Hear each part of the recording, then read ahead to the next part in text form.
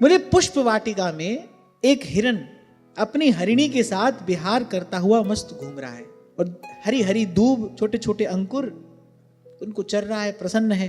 और जो कान है बोले भौरों के मधुर गुंजार में लगे हैं। बड़ा अद्भुत दृश्य है, सुंदर रमणीक वाटिका है। हिरण है अपनी हिरणी के साथ मत वहां पर घूम रहा है, विहार कर रहा है। चरने के लिए हरी हरी घास है, छोटे छोटे अंकुर हैं, कान में भौरों की गुंजार पड़ रही है। और बिल्कुल उसके सामने अन्य जीवों को मारकर पेट भरने वाला भेड़िया खड़ा है। और कहीं पीछे से बोले व्याध ने मारने के लिए, हिरण को मारने के लिए बोले धनुष पर बाण चढ़ा रखा है और कान तक खींच भी रखा है। कब छोड़ दे पता नहीं, पर वो जो हिरण है बोले इतना बेसुध है, बोले इसको इस सब का कुछ पता नहीं। पर एक बार इस हिरण की दशा पर विचार करो। नारद जी ने कहा बोली हिरण तुम ही हो। अब अत्यंत सरल करके नारद जी ने बताया, बोले ये हिरण कोई और नहीं है, ये हिरण तुम ही हो। और आप ये मत समझना कि राजा प्राचीन भरे हिरण है, हमको ही कहा जा रहा है। बोले इस रूपक का आशय सुनो। बोले जो मृत प्राय हिरण है, मृत प्राय किसको कहते हैं? जो मृत्यु को प्राप्त हो चुका है, अब बस मरने ही वाला है, अब मरा के अब मरा। अब हम जितने सब लोग यहां बैठे मृत प्राय ही तो हैं, पता नहीं कब मरे, नारायण ये सुध नहीं सांझ मरे के भोर। बोले एक बार अपनी इस दशा पर विचार करो। बोले ये मृत प्राय हिरण तुम ही हो, और ये जो सुंदर वाटिका है, ये सुंदर सुंदर फूल खिले हैं जिनको देख देख कर तुम प्रसन्न होते हो। बोले ये जो सुंदर सुंदर रमणियां तुम्हारे महल में हैं जिनको देख देख कर तुम प्रसन्न होते हो, बोले ये सब वही हैं। और बोले यहां से कोई आता है पिताजी कहता है, यहां से कोई आता है दादाजी कहता है, बोले ये सब नन्हे नन्हे बच्चों के शब्द जो तुम्हारे कान में पड़ते हैं और तुमको लगता है कि इससे सुंदर बड़ा सुख और होगा क्या। बोले ये वही भौरों की गुंजार है जो उस हिरण के कान में पड़ रही है। और हर दिन जो है जो जा रहा है वो धीरे धीरे आयु का क्षय कर रहा है ना। बोले वो वही भेड़िया है, काल रूप भेड़िया। और कहीं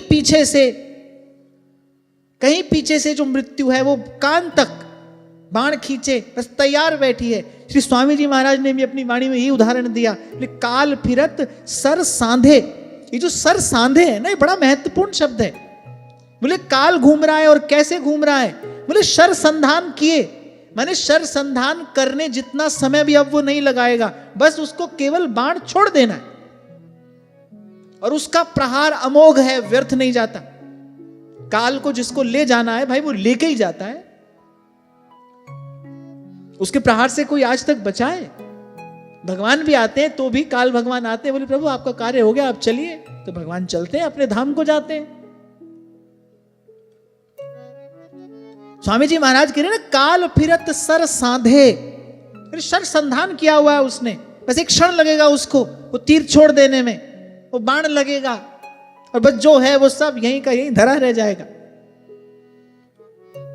बोले दिन रात तुम्हारी आयु को हर रहे हैं, हर दिन तुम्हारी आयु का हरण कर रहा है। लोग जन्मदिन मनाते हैं अपना, पता नहीं क्या प्रसन्नता है इसमें, जो मुझे तो आज तक कभी समझ में नहीं आया। जन्मदिन मनाते हैं, क्यों आए इस संसार में ये पता चल जाए फिर तो उत्सव मनाओ। हमारे जीवन का क्या लक्ष्य उद्देश्य है ये समझ में आ जाए और फिर तदनुकूल आचरण हो जाए, तब तो उत्सव मनाओ। फिर लोग पूछते कितने बड़े हो गए, बेटा कितना बड़ा हो गया। बड़ा हो गया, ये कोई बड़ा होना होता है? यहां तो कहा है कि हर दिन आपकी आयु का हरण कर रहा है, हर दिन आयु का हरण कर रहा है। और बोले तुम विषय भोगों में, रसना और जननेंद्रिय के सुखों को प्राप्त करने में इतने मत हो। बोले तुमको इस स्थिति का बिल्कुल भी भान नहीं है। सामने भेड़िया खड़ा है और पीछे वो जो व्याध है वो शरसंधान किए खड़ा है, पता नहीं कौन सा क्षण तुम्हारा अंतिम क्षण होगा।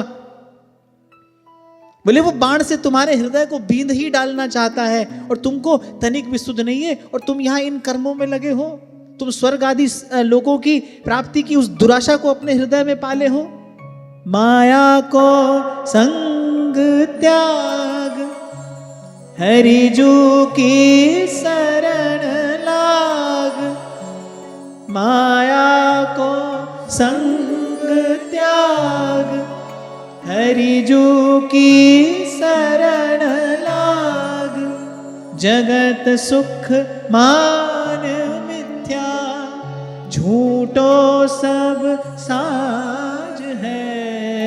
राम सिमर राम सिमर। अभी कबीर कहते हैं फटकार कर, धर्म राय जब लेखा मांगे, क्या मुख लेके जाएगा रे मन। राम सिमर पछताएगा रे मन, राम सिमर पछताए।